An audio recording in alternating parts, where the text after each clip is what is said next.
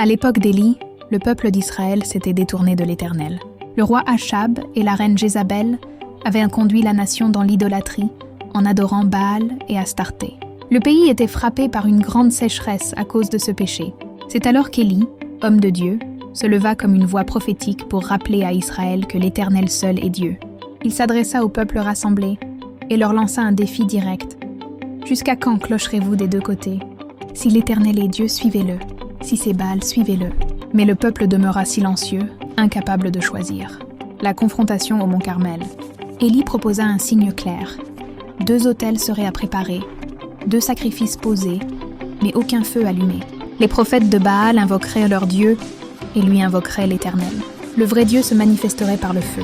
Les 450 prophètes de Baal commencèrent à invoquer leur idole. Du matin jusqu'à midi, ils crièrent « Ô Baal, réponds-nous !»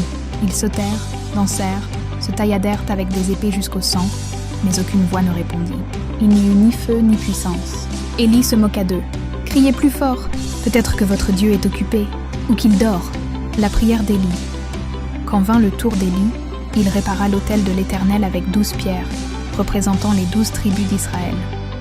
Il plaça le bois, le sacrifice, et fit verser 3 fois de l'eau sur l'autel, jusqu'à ce que tout soit trempé et qu'un fossé rempli d'eau entoure l'holocauste. Alors Élie s'approcha et pria simplement. « Éternel, Dieu d'Abraham, d'Isaac et d'Israël, que l'on sache aujourd'hui que tu es Dieu en Israël, que je suis ton serviteur, et que c'est par ton ordre que j'ai fait toutes ces choses. Réponds-moi, Éternel, réponds-moi, afin que ce peuple reconnaisse que c'est toi, Éternel, qui est Dieu, et que tu ramènes leur cœur à toi, la manifestation de Dieu. » Aussitôt, le feu de l'Éternel descendit du ciel. Il consuma l'holocauste, le bois, les pierres, la poussière et l'eau du fossé. Le peuple, frappé de terreur et d'émerveillement, tomba la face contre terre et s'écria « C'est l'Éternel qui est Dieu, c'est l'Éternel qui est Dieu. » Bien-aimés, ce récit est plus qu'une histoire ancienne. C'est un appel pour nous aujourd'hui. Comme Israël, beaucoup vivent partagés entre Dieu et le monde. Ils veulent servir Christ tout en gardant leurs idoles modernes, l'orgueil, l'argent, les passions charnelles, la gloire humaine. Mais le Seigneur nous dit « Tu ne peux pas servir 2 maîtres. » Élie nous rappelle une vérité essentielle. Dieu seul mérite notre cœur entier. Les idoles ne répondent jamais. Elles promettent, mais ne délivrent rien.